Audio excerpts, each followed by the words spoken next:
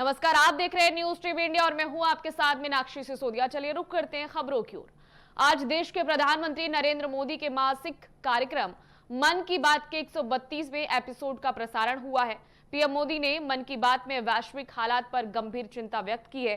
उन्होंने कहा है कि मार्च का महीना अंतर्राष्ट्रीय स्तर पर काफी उथल पुथल भरा रहा है और दुनिया एक बार फिर अनिश्चित के साथ ही संकट के दौर से गुजर रही है। प्रधानमंत्री ने विशेष रूप से स्ट्रेट ऑफ हॉर्मुज में बढ़ते तनाव और ईरान, यूनाइटेड स्टेट्स और इजरायल के बीच जारी संघर्ष का उल्लेख किया है। उन्होंने नागरिकों से अपील की है कि वे किसी भी प्रकार की अफवाहों से दूर रहें और केवल प्रामाणिक साथ ही विश्वसनीय स्रोतों से प्राप्त जानकारी पर ही विश्वास करें।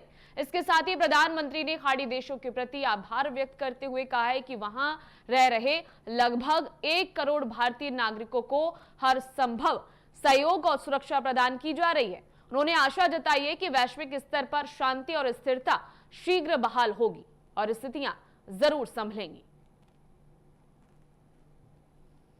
तो प्रधानमंत्री नरेंद्र मोदी के मासिक कार्यक्रम का आज प्रसारण हुआ। 132वां ये एपिसोड रहा, जिसमें मिडिल ईस्ट संकट को लेकर पीएम मोदी ने विस्तृत जानकारी साझा की है और भारतीयों की सुरक्षा पर कैसे केंद्र सरकार का फोकस बना हुआ है, इस पर भी बात करते हुए प्रधानमंत्री नरेंद्र मोदी 132वें एपिसोड में सुने गए। मार्च का ये महीना वैश्विक स्तर पर बहुत ही हलचल भरा रहा है। हम सबको याद है कि पूरा विश्व भूतकाल में कोविड के कारण एक लंबे समय तक अनेक समस्याओं से गुजरा था, लेकिन दुनिया के अलग अलग क्षेत्रों में लगातार युद्ध और संघर्ष की परिस्थितियां बनती चली गई। वर्तमान में हमारे पड़ोस में 1 माह से भीषण युद्ध चल रहा है। हमारे लाखों परिवारों के सगे संबंधी इन देशों में रहते हैं, खासतौर पर खाड़ी देशों में काम करते हैं। मैं गल्फ कंट्रीज का बहुत आभारी हूं। वे ऐसे 1 करोड़ से ज्यादा भारतीयों को वहां पर हर प्रकार की मदद दे रहे हैं। साथियों, जिस क्षेत्र में अभी युद्ध चल रहा है, वह क्षेत्र हमारी ऊर्जा आवश्यकताओं का बड़ा केंद्र है। इसकी वजह से दुनिया भर में पेट्रोल और डीजल को लेकर संकट की स्थिति बनती जा रही है।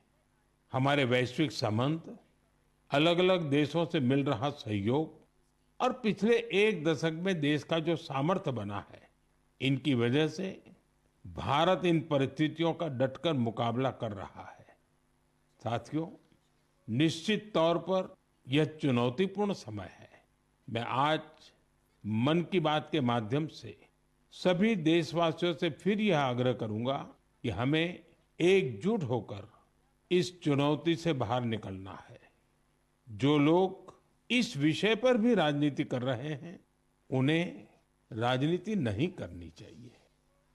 यह देश के 140 करोड़ देशवासियों के हित से जुड़ा विषय है। इसमें स्वार्थ भरी राजनीति का कोई स्थान नहीं है। ऐसे में जो भी लोग अफवाह फैला रहे हैं, वे देश का बहुत बड़ा नुकसान कर रहे हैं।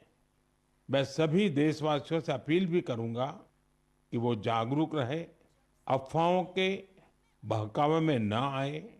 सरकार की तरफ से जो आपको निरंतर जानकारी दी जा रही है, उस पर भरोसा करें और उसी पर विश्वास करके कोई कदम उठाएं। मुझे हर बार की तरह इस बार भी विश्वास है कि जैसे हमने देश के 140 करोड़ देशवासियों के सामर्थ्य से पुराने संकटों को हराया था, इस बार भी हम सब मिल करके इस कठिन हालत से बहुत ही अच्छी तरह बाहर निकल जाएंगे। इसी के साथ ही प्रधानमंत्री नरेंद्र मोदी के लोकप्रिय कार्यक्रम मन की बात के 132वें एपिसोड को देश भर में व्यापक रूप से सुना गया। गुजरात से लेकर दिल्ली और पटना तक अलग अलग राज्यों में लोगों ने इस कार्यक्रम को सामूहिक रूप से सुना और उस पर चर्चा की। भूपेंद्र पटेल ने गुजरात में आम नागरिकों के साथ मन की बात को सुना है, तो वहीं राष्ट्रपति द्रौपदी मुर्मू ने भी इस कार्यक्रम को सुना और इसके संदेशों को महत्वपूर्ण बताया। बिहार की राजधानी पटना में भी बड़ी संख्या में लोग एकत्रित होकर कार्यक्रम से जुड़े और कार्यक्रम को सुना। इसी के साथ ही आपको बता दें कि इस दौरान मन की बात के जरिए प्रधानमंत्री द्वारा दिए गए संदेश, खास तौर पर वैश्विक हालात, अफवाहों से बचने और एकजुट रहने की अपील को लोगों ने गंभीरता से सुना और इसे सराहा भी है। ये कार्यक्रम एक बार फिर देश को जोड़ने वाला मंच बनकर सामने आया। तो देश भर में एक बार फिर से मन की बात कार्यक्रम को सामूहिक रूप से सुना गया है। प्रधानमंत्री नरेंद्र मोदी का ये मासिक कार्यक्रम है, यानी कि हर महीने प्रसारित होने वाला ये कार्यक्रम है मन की बात, जिसमें देश और दुनिया के तमाम मुद्दों पर और गंभीर मुद्दों पर बातचीत करते हुए और देश को अपना संदेश देते हुए पीएम नजर आते हैं। एक बार फिर से उन्होंने 132वें एपिसोड का प्रसारण किया है मन की बात का ये कार्यक्रम, जिसमें सामूहिक रूप से लोग किस तरीके से इस कार्यक्रम को सुन रहे हैं और मुद्दों को कैसे गंभीरता से सुनते हुए नजर आ रहे हैं, वो आप इन तस्वीरों के जरिए समझ सकते हैं। और इसी के साथ ही न सिर्फ राजधानी दिल्ली बल्कि पूरे भारत में अलग अलग शहरों में, अलग अलग राज्यों की राजधानियों में एकजुट होकर पीएम के इस कार्यक्रम को लोग सुनते हैं और पीएम की जो भी बातें होती हैं उन्हें गंभीरता से लेते हैं। आज की अगर हम बात करें तो पीएम ने अपने प्रसारण में मिडिल ईस्ट पर चल रहे संकट पर बात की और भारत की स्थिति को भी बताया और लोगों से अपील की कि आप किसी भी अफवाह पर ध्यान न दें।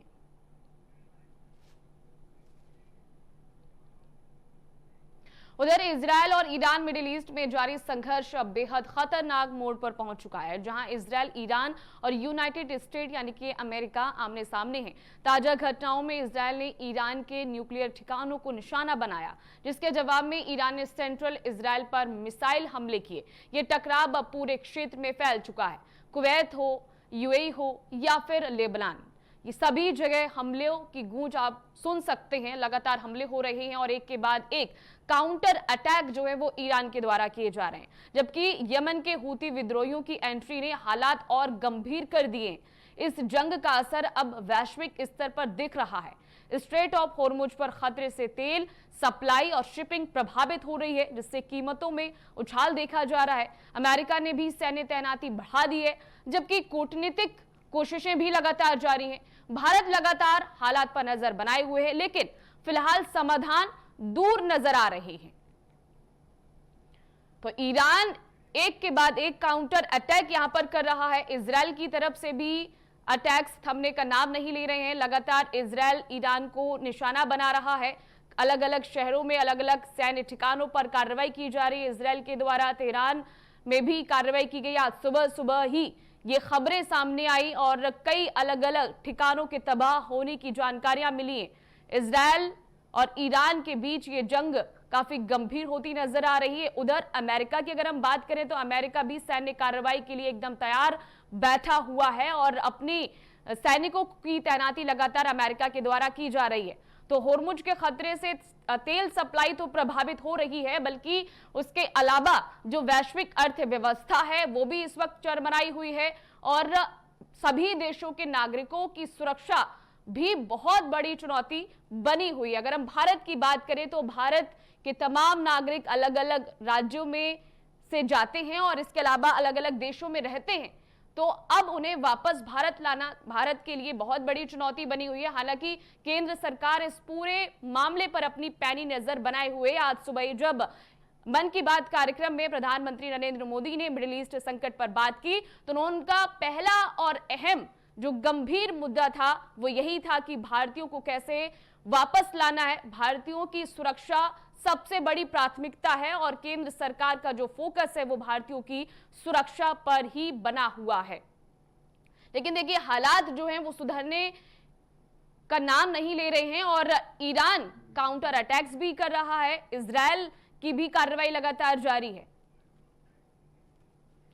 और इसी खबर पर हमारे साथ फॉरेन एक्सपर्ट डॉक्टर डीके गिरी हमें ज्वाइन कर चुके हैं।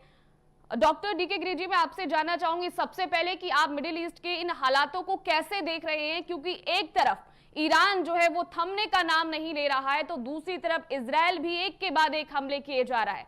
सैन्य कार्रवाई की अगर हम बात करें अमेरिका को लेकर तो वो भी लगातार सैन्य कार्रवाई को लेकर अपने सैनिकों की तैनाती कर रहा है। ऐसे में कैसे सीज फायर होगा और क्या स्थिति संभलती हुई नजर आ रही है या फिर और खतरनाक हो सकती है? इसमें फिलहाल कुछ कहना मुश्किल है, कारण जो ईरान का रण कौशल बदल गया है। और आपने सुना होगा कि उन्होंने उनका लीडरशिप ये लड़ाई का उनका अपेक्षा था, इसलिए उन्होंने क्या किया कि ये रणनीति का विकेंद्रीकरण कर दिया है। तो ये विकेंद्रित रणनीति है, चारों तरफ से जो ईरान से 16-17 सेक्टर से ईरान से लड़ाई चल रहा है और वो अपना कमान खुद संभाले हुए हैं। तो इसीलिए उनको रोकना मुश्किल है, क्योंकि इनको ईरान को ये आवाज था, ये इल्म था कि शायद हमारा सेंट्रल लीडरशिप को ये खत्म कर दें, तो सेंट्रल कमांड अगर खत्म हो जाए तो हम लड़ाई को कैसे जारी रखें। तो इसीलिए लड़ाई थम नहीं रहा है। ये तभी थमेगा ये जब तक ईरान का जो लोग विरोध कर रहे थे खोमेनी का रेजिम को, जो 47 साल से है, उसका जो बगावत हो रहा था उनके खिलाफ, अगर वो सामने आए और उसका सत्ता को संभाले, तब ये जब रेजिम चेंज की बात कर रहे थे, अगर सत्ता परिवर्तन होता है तब जाके ये युद्ध थमेगा, नहीं तो ये थमने का नाम नहीं है। क्योंकि आप देखिए यूक्रेन में भी 4 साल से चल रहा है, तो ये आसानी नहीं कितना जल्दी, वहां भी रूस भी तो एक सुपर पावर था, लेकिन यूक्रेन को दबा नहीं पा रहा है। वो भी प्रॉक्सी वार है, इधर भी थोड़ा बहुत प्रॉक्सी वार है, और इसीलिए मुझे तो थमने का दिख नहीं रहा है। बिल्कुल। और देखिए डॉक्टर डीके गिरी जी, कहीं ना कहीं जिस तरीके से अल्टीमेटम अमेरिका के द्वारा लगातार दिए जा रहे हैं, डेडलाइन भी दी जा रही है और चेतावनी भी अमेरिका लगातार दे रहा है, सीज फायर की पूरी कोशिश जो है वो अमेरिकी राष्ट्रपति डोनाल्ड ट्रंप करते हुए नजर आ रहे हैं। शुरुआत उन्होंने की थी, लेकिन ईरान का ये कहना है कि ये जंग अब उनकी शर्तों के हिसाब से, यानी कि ईरान की शर्तों के हिसाब से खत्म होगी। लेकिन ईरान की जमीन पर अमेरिका अपने लगातार सैनिकों को बढ़ा रहा है, तो ये एक संदेश मिलता हुआ साफ देखा जा सकता है कि ये जंग जो है वो अभी तो नहीं थमेगी, क्योंकि सीज फायर की कोशिश जो है वो तो राष्ट्रपति ट्रंप कर ही रहे हैं और तारीखों को उन्हें बढ़ाना पड़ रहा है, तारीख पर तारीख वो देते जा रहे हैं, लेकिन ईरान जो है वो उनके प्रस्ताव को मान नहीं रहा है। अब उन्हें भी ये दिख रहा है कि कहीं ऐसा ना हो कि ये जंग और भी बड़ी हो जाए, और इसीलिए वो अब ईरान की जमीन पर अपने सैनिकों को उतार रहे हैं। ये बिल्कुल अपने सही कहा। ट्रंप साहब तो ये अपना बयान देते रहते हैं, और उनका जो पहला टर्म में तो ठीक ठाक चलाया उन्होंने, सेकंड टर्म में ट्रंप बौखला गए हैं, तो इसीलिए दिक्कत हो रहा है। और जो मीडिएटर भी किसको चुना, देखिए पाकिस्तान को, जो पाकिस्तान और इजराइल का बिल्कुल बनता ही नहीं है। और एक तरह से आर्मी जनरल को चुना शांति के लिए, जो पाकिस्तान ये इसको लेके, तालिबान को लेके कितना तबाही हुआ था, अभी भी लड़ाई चल रहा है अफगानिस्तान के साथ उनका। तो एक जो जिसका एक क्रेडिबल मध्यस्थता जो करने के लिए देना चाहिए था, लेकिन ट्रंप नहीं सोच पा रहे हैं, और सही ढंग से ये इजराइल सोच रहा है। इजराइल चाहे उसको अच्छे कहें बुरा कहें, लेकिन उसको उनका वॉर ऑब्जेक्टिव जो है उनको मालूम है, लेकिन ट्रंप क्यों गए और कैसे निकलेंगे उनको, ट्रंप साहब को ये सब नहीं मालूम। लेकिन डीके जी, आखिर बड़ा सवाल ये भी बनता है कि ये जंग कैसे रुकेगी, शांति कैसे आएगी, और जो इस वक्त वैश्विक अर्थव्यवस्था चरमराई हुई है वो कैसे ठीक होगी, कौन करेगा? क्योंकि अमेरिकी राष्ट्रपति डोनाल्ड ट्रंप कई बार ये दावे करते हैं, और ये कहना गलत नहीं होगा, चाहे वो पाकिस्तान और भारत के बीच में जो संघर्ष विराम हुआ था उसका क्रेडिट उन्हें लेना हो, या फिर अन्य देशों के बीच में चल रही जंग के बीच सीज फायर का क्रेडिट लेना हो। उन्हें बहुत अच्छा लगता है क्रेडिट लेना सीज फायर का, लेकिन अब कहीं ना कहीं वो इसी जंग को नहीं रुकवा पा रहे हैं। ये उन पर बड़ा सवालिया निशान भी खड़ा हो रहा है कि जो दुनिया के जंग को रुकवा रहा हो वो अपनी जंग क्यों नहीं रोक पा रहा। यही बहुत बड़ा विडंबना है। देखिए, खुद जो कह रहे थे कि मैं कितना जंग रुकवाया है, अब खुद जंग में खुद पड़े और रुक नहीं पा रहे। अमेरिका जो पेपर में दिखता है मीनाक्षी जी, पेपर में जो दिखता है कि वो ग्राउंड में वो उसका रूपांतर नहीं होता है। देखिए, कारण ये रशिया ने अमेरिका की हिस्ट्री देखिए, वियतनाम को युद्ध हार गए, अफगानिस्तान से वापस आ गए, इराक में भी फंस गए थे, तो इनका भी तो इतिहास रहा है। तो ये जरूरी नहीं, वियतनाम से तो पूरा हार के आ गए 20 साल के बाद। तो तो इसीलिए कहना कि ईरान को रात भर में वो दबा देंगे वो संभव नहीं है। लेकिन ये युद्ध थमना चाहिए और उसका बड़ा दुष्प्रभाव पड़ रहा है पूरा दुनिया में, विशेष करके इंडिया में। हम लोग पहले जो ईरान से तेल उल खरीदते थे बड़ा सस्ते दर से खरीदते थे, ईरान से हमारा तेल खरीदना बंद हो गया, रसा से बंद हो गया। अब अमेरिका से हम खरीदने के लिए मजबूर हैं कि कितना दूर है वो, कितना ट्रांसपोर्टेशन में खर्चा होता है। बिल्कुल, लेकिन तो जो भी हो डॉक्टर ले डीके जी, जो भी हो, लेकिन फिलहाल ईरान जो है वो खतरनाक मोड पर अब इस जंग को ले जा रहा है। फिलहाल आपका बहुत शुक्रिया हमारे साथ जुड़ने के लिए, तमाम जानकारी साझा करने के लिए, बातचीत करने के लिए। खबरों में आगे बढ़ेंगे। प्रधानमंत्री नरेंद्र मोदी ने सऊदी अरब के क्राउन प्रिंस और प्रधानमंत्री मोहम्मद बिन सलमान से फोन पर बातचीत कर पश्चिम एशिया के मौजूदा हालात पर चर्चा की है। बातचीत के दौरान पीएम मोदी ने क्षेत्रीय ऊर्जा इंफ्रास्ट्रक्चर पर हो रहे हमलों की कड़ी निंदा दोहराई और कहा कि ऐसे हमले वैश्विक स्थिरता के लिए गंभीर खतरा है। दोनों नेताओं ने नौवहन की स्वतंत्रता बनाए रखने और अंतरराष्ट्रीय शिपिंग लाइनों को सुरक्षित साथ ही खुला रखने की जरूरत पर सहमति भी जताई। पीएम मोदी ने खास तौर पर इस बात पर जोर दिया कि वैश्विक ऊर्जा आपूर्ति और व्यापार को किसी भी तरह की बाधा से बचाना बेहद जरूरी है। इसके साथ ही प्रधानमंत्री ने सऊदी अरब में रह रहे भारतीय समुदाय के कल्याण और उनकी सुरक्षा के लिए मिल रहे निरंतर सहयोग को क्राउन प्रिंस का आभार जताया। ये बातचीत मौजूदा संकट के बीच भारत की सक्रिय कूटनीति को दर्शाती है और बड़ा संदेश पहुंचाती है।